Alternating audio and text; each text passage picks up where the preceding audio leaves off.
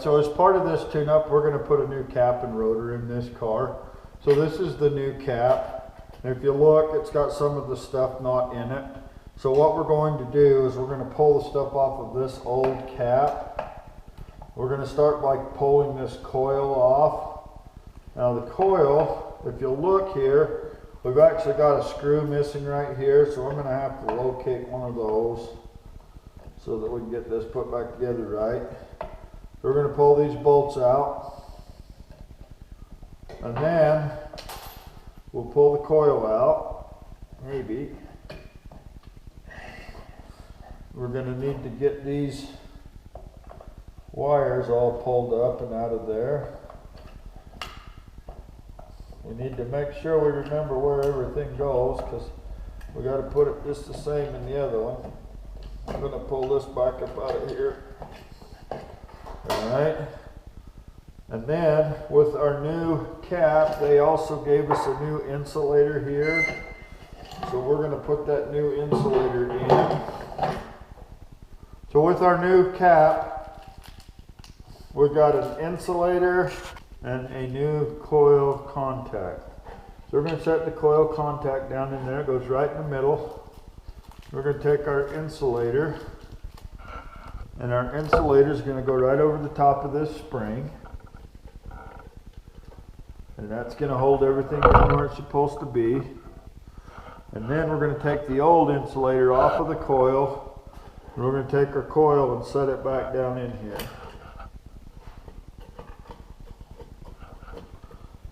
Real gently just slide it down in there.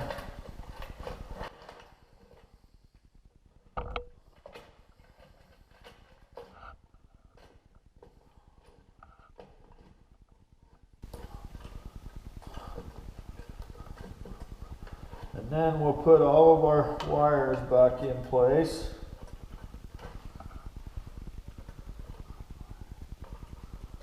So we've got our hot wire. This red one here is our hot wire.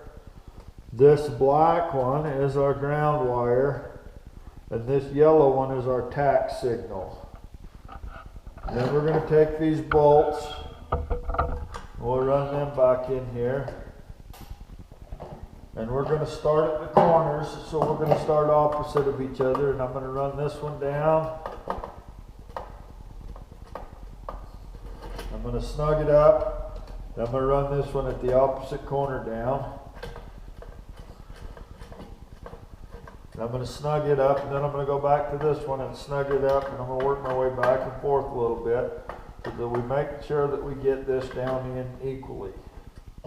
And then I'm going to find another one of these bolts to put in this other side, and I will finish putting that together. Now the next thing that I'm going to do is I'm going to put these wires back on this coil, or on this cap, the same way that the wires come off of this, so that we can put them right back where they're supposed to be, because these are all different lengths. Now we're going to start right here.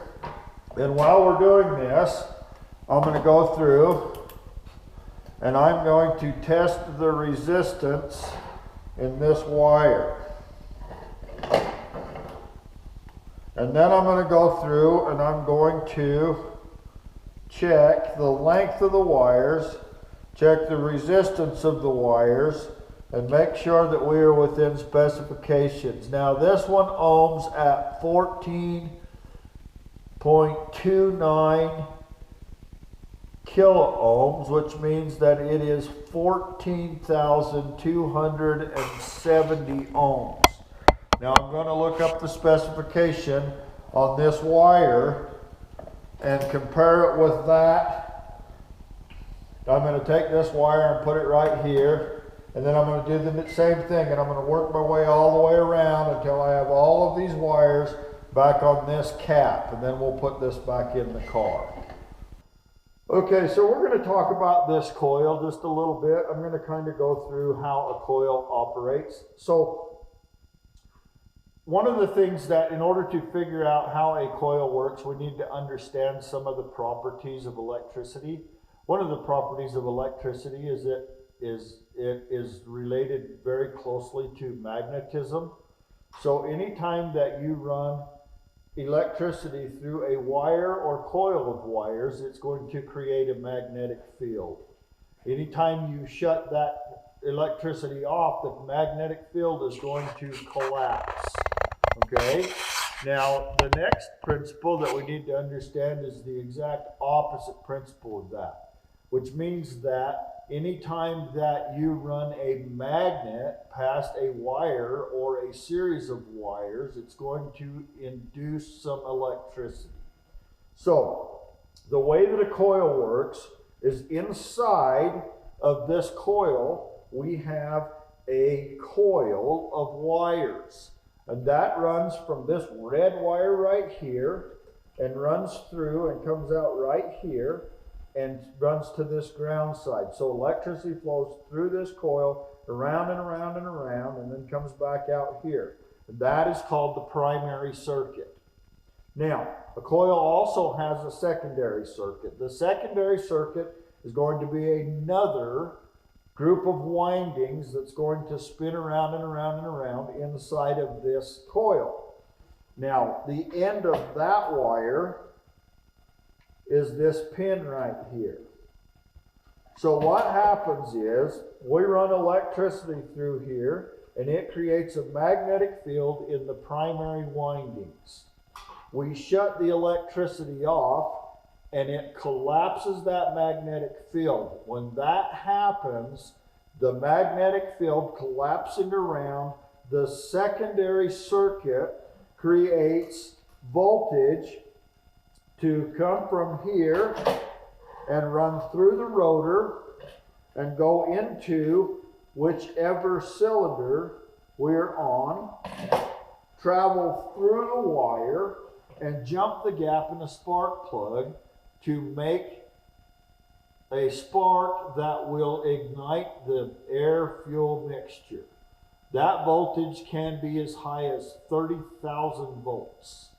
And that's how a coil works, and that's how we get a fire started inside of the engine.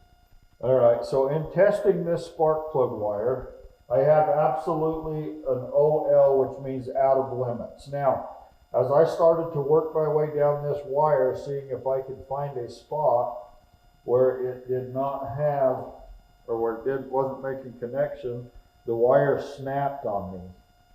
And if you look at the end of this wire, you can see where it's been burning through the fiberglass insulation and trying to get out.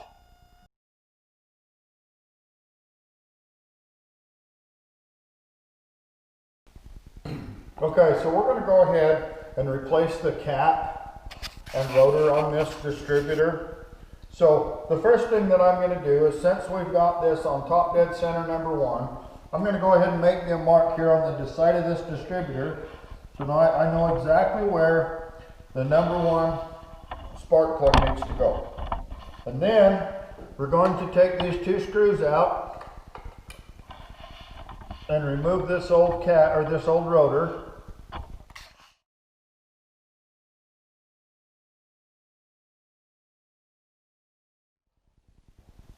And while I'm here, I'm just going to kind of take a look at the advance, the mechanical advance on it, and then I'm going to check for side play at the distributor where the shaft comes up through the distributor, and this one seems to be fairly good. Now, this one advances pretty fast, and it's hung up just a little bit,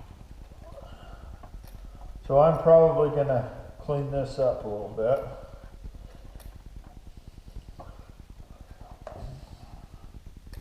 Okay. Anyways, now we're going to go ahead and put the rotor on it first. We'll put this rotor on.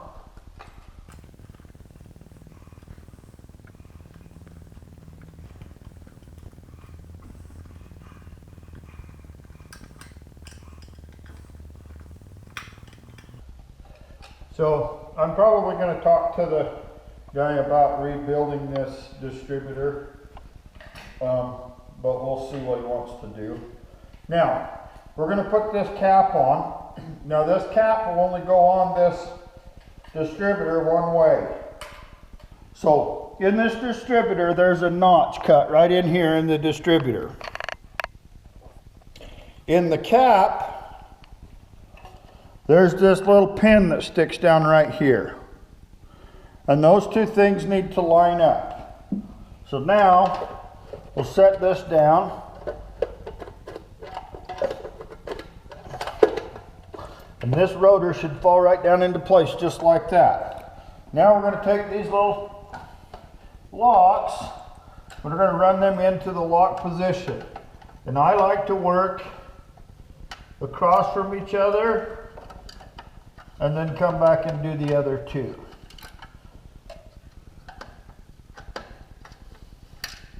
And then we're going to plug in our pickup coil that's in the distributor, and it goes in the back of this distributor. We're going to plug in our tack signal, and we're going to need to replace the end of this hot signal. We can put it in there, but we're probably going to need to replace the end of that. So I'll get that fixed and put it in there. Anyways, it goes right here where it says battery. And now I know, because where I marked my distributor, I know that this is going to be the #1 spark plug wire. And then we'll follow our firing order around so that we get all of our plug wires in the right spot. Alright, so we're going to put our spark plug wires on. And I've got a new set of spark plug wires, and you can see that they come, some of them are pretty long and some of them are fairly short. What we're going to do is we're going to take the two longest ones here, and we're going to put one on each side of the car.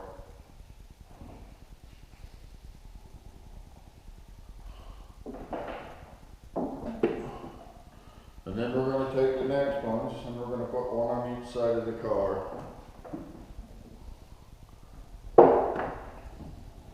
And then we're going to go through these ones, and we are going to put the shortest one on that side over there, just because of the position of the distributor on this car. And then we're going to put the next shortest one over here. And then these two are about the same length, and we're going to put them over there. Alright, so now what we're going to do, so this engine goes 1, 2, 3, 4, 5, 6, 7, 8. That's the number of the cylinders. And the firing order is 1, 8, 4, 3, 6, 5, 7, 2. Now, we're going to take the longest wire on this side, and I've pre-marked this distributor where the #1 coil wire needs, or plug wire needs to go. Now on this set of wires, we have one end of the wire that says distributor or coil. So I'm going to put this on the #1 cylinder, and then we're going to run this down through here. And we're going to come back in a little while, and we're going to tie these wires up so that they stay away from the exhaust manifold. The exhaust manifold gets hot enough that it can cause some spark plug wire problems. So we're going to put that on #1. Now the next one we're going to do is going to be on that side. So we're going to take one of these shorter wires, and we're going to put this on number 8.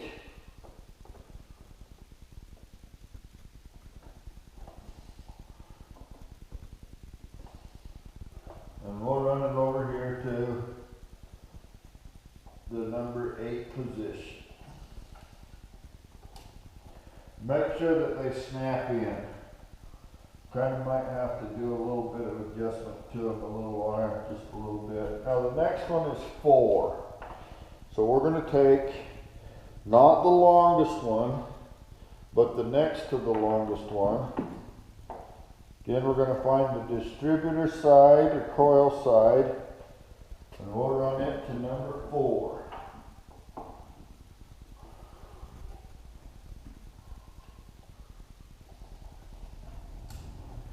And now we're going to come over here and we're going to take our next longest one on this side. We'll run it to number 3.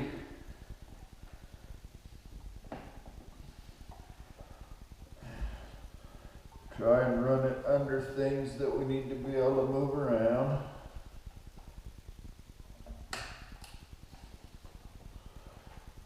This is kind of a back and forth process a little bit. We're going to take our short one, run it to 6,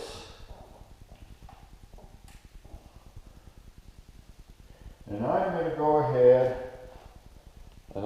ahead and run 2 right now while I'm on this side.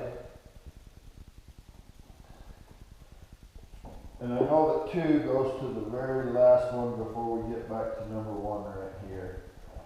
So, again, make sure that they clip in place. And we're going to go over here and we're going to do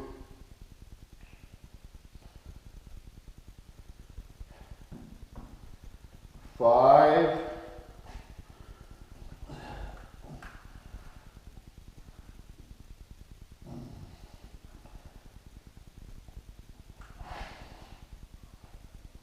These back 2 on this side on this car are the hardest ones to get to because they're kind of stuck back behind things.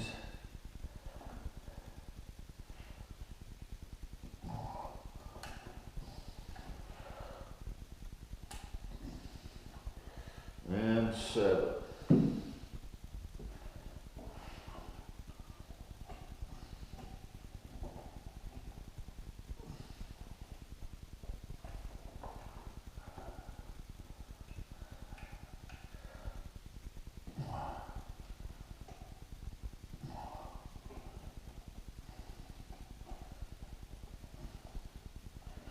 And then we'll go through and we'll just double check everything. Make sure that all the wires are on the plugs. This one's kind of not wanting to go on very bad. There it goes.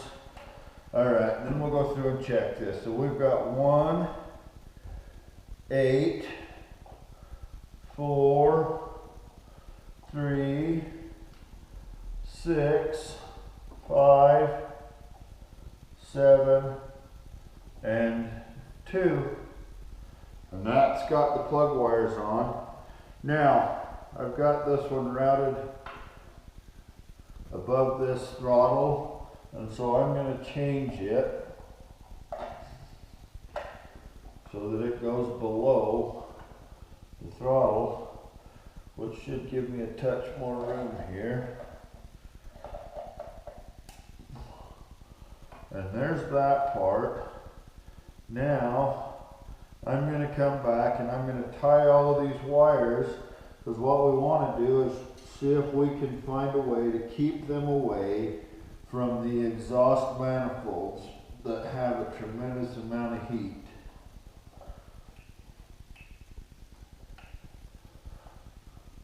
And the next thing that we'll do is we'll come in here and we'll set the timing on this car. We're going to take a look at this carburetor. Now, one of the things that happens with this car is it has a difficult time starting when it's cold. The reason that it has a difficult time starting when it's cold is because this is an aftermarket intake manifold and carburetor. This car did not come with an electric choke pull off, and so we have no wires coming to this choke pull off at all. And what happens is this is set up so that it'll actually close this top butterfly on this carburetor whenever it's cold, and then when you start the car, it will start to heat an element inside of here. There's a spring in here that expands and opens this choke back up. And what that does is that gives us a little bit more fuel at startup to make it a little easier to start. Now the customer told me that he had to pump the throttle on this to get it to start, and so that tells me that that's probably what his problem is. And so we're going to get a hot wire from somewhere in the car. I'm going to have to figure out exactly where I'm going to pull it from, and we're going to run a hot wire to this that's hot in the run position, and so that we can get this choke pull off to work the way that it's supposed to. And then we're going to look, we may wind up pulling the top off of this carburetor just to check things out.